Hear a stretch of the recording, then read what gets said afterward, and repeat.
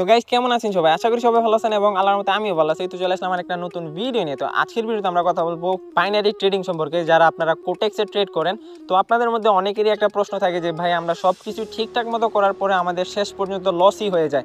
তো এই লসটা কেন হয় আমরা সেই সম্পর্কে আজকে কথা বলবো। তো আমাদের মধ্যে সবারই সর্বপ্রথম ভুল যেটা হইতেছে ওইটা হইতেছে আমরা কেউই মানি ম্যানেজমেন্ট জিনিসটা ফলো করি না, এবং সেকেন্ড যেটা হইতেছে ইমোশন কন্ট্রোল। সাপোজ এখন আপনি $10 ডিপোজিট করে আপনি কিন্তু ধীরে ধীরে 5 দিনে আপনি ওই জিনিসটাকে $15 কনভার্ট করছেন। $15 নেওয়ার পরে দেন আপনার একদিন কি হইলো, আপনি $2 লস করে ফেলছেন।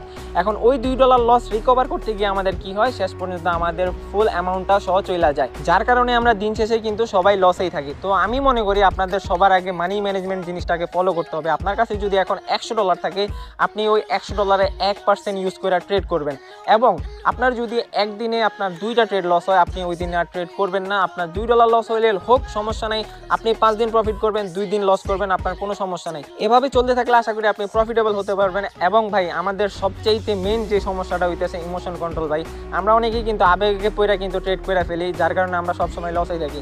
তো আশা করি বুঝতে পারছেন আজকের ভিডিওটা এতটুকু পর্যন্তই। যদি ভিডিওটা ভালো লেগে থাকে তাহলে একটা লাইক করে দেবেন এবং চ্যানেলটাকে সাবস্ক্রাইব করে দেবেন। তো দেখা হচ্ছে নেক্সট ভিডিওতে। ততক্ষণের জন্য সবাই ভালো থাকবেন, সুস্থ থাকবেন। আল্লাহ হাফেজ।